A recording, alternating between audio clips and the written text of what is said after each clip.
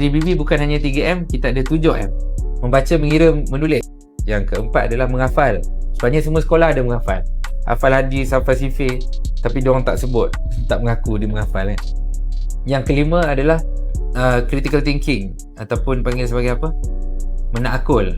Critical thinking ni dengan ada event, dengan leadership, dengan kena buat presentation, dengan kena buat group activity. So dia ada critical thinking kat situ. Kemudian yang keenam, dia ada mengajar.